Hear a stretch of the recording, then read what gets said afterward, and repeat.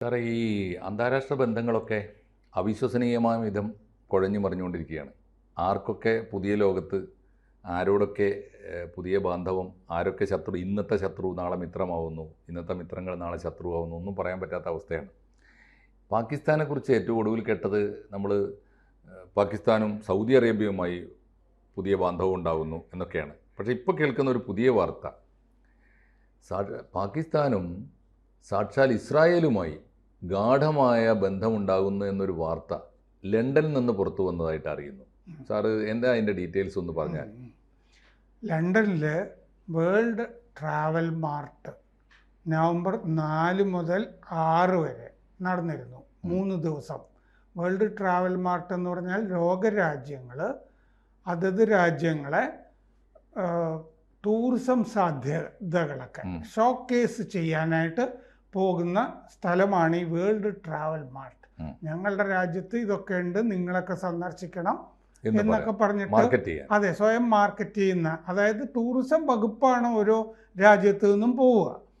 അങ്ങനെ ഈ world travel മാർട്ടിൽ November 4 മുതൽ 6 വരെ പാകിസ്ഥാൻ്റെ പവലിയൻ ലണ്ടനിലുണ്ടായിരുന്നു. 180 രാജ്യങ്ങളാണ് അവിടെ വേൾഡ് ട്രാവൽ മാർട്ടിൽ പങ്കെടുത്തിരുന്നത്. അപ്പോൾ ടൂറിസം മന്ത്രാലയങ്ങൾ, ദേശീയ ഡെലിഗേഷനുകൾ, ഓരോ രാജ്യത്തു നിന്ന് എയർലൈനുകൾ, കാരണം വിമാന കമ്പനികൾക്കാണല്ലോ ഇതുകൊണ്ട് ഗുണമൊക്കെ കിട്ടുന്നത്, വിമാന കമ്പനികൾ, ട്രാവൽ കമ്പനികൾ, ഇവരുടെയൊക്കെ പവലിയനാണ് വേൾഡ് ട്രാവൽ മാർട്ടിൽ ഉണ്ടാകുന്നത്.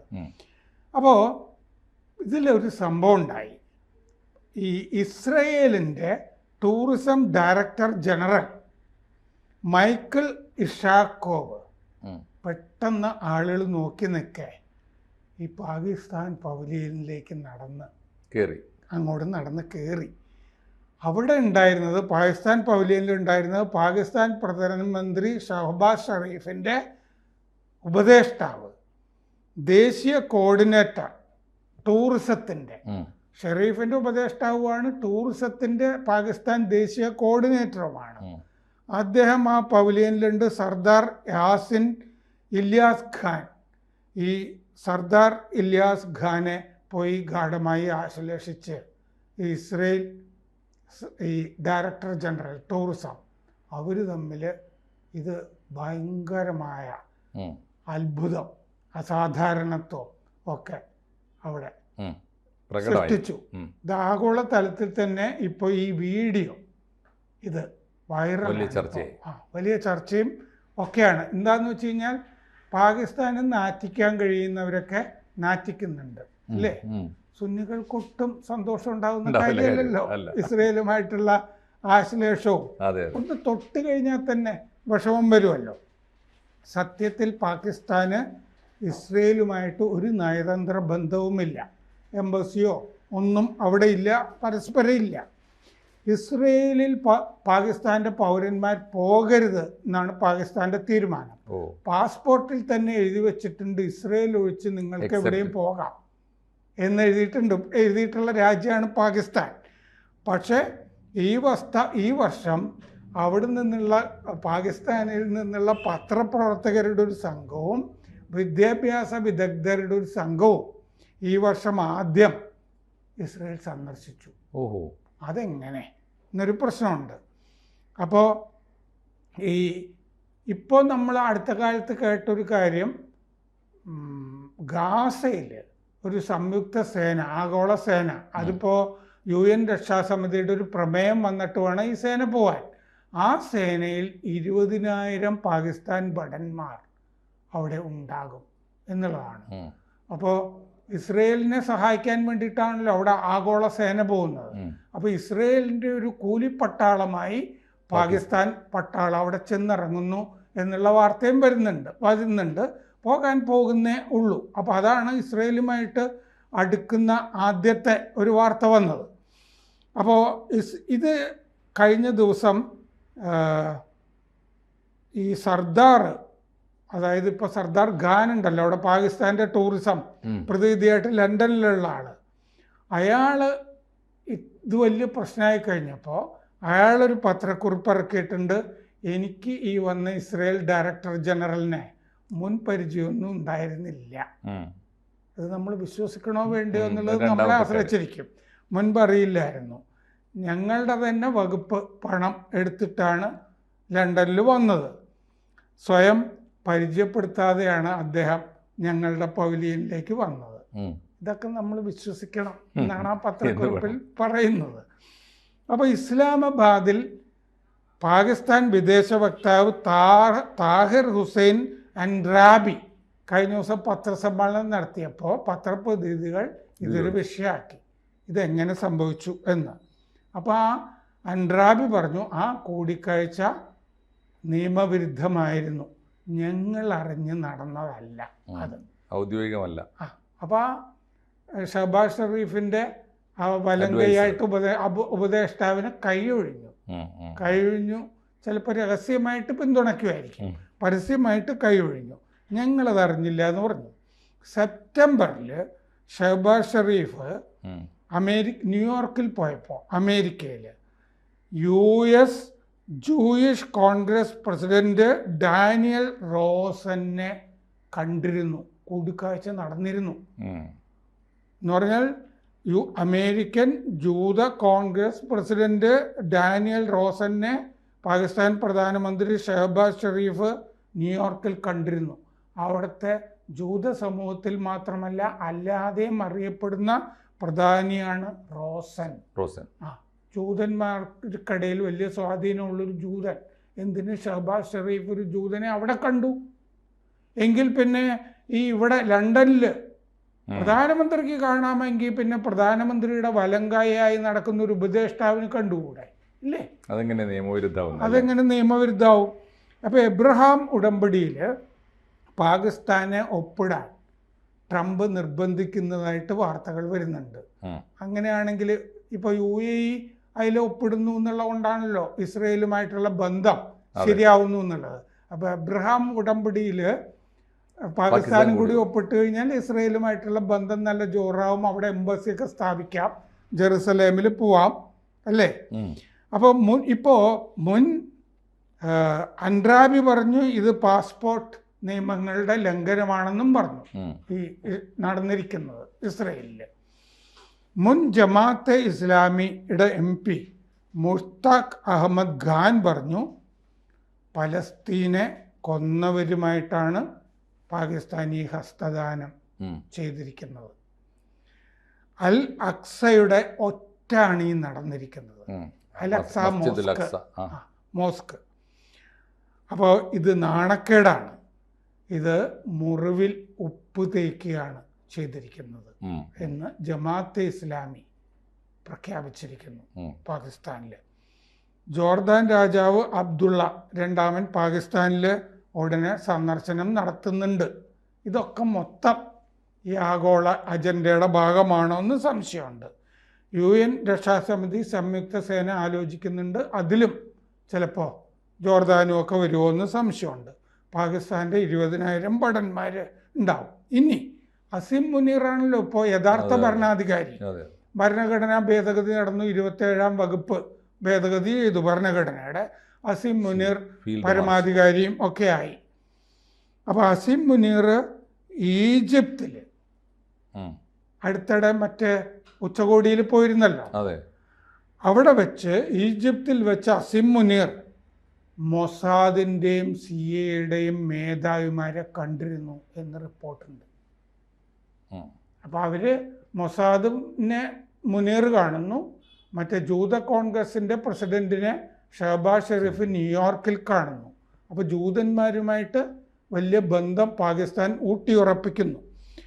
മാത്രമല്ല അമേരിക്കയ്ക്ക് ഇപ്പോൾ ഇറാൻ്റെ അതിർത്തിയിൽ പസ്നി തുറമുഖം വിട്ടുകൊടുത്തിട്ടുണ്ട് പാകിസ്ഥാൻ. ഇറാൻ അതിർത്തിയിൽ ബലൂചിസ്ഥാനിലാണത്, ഇറാൻ അതിർത്തിയിൽ.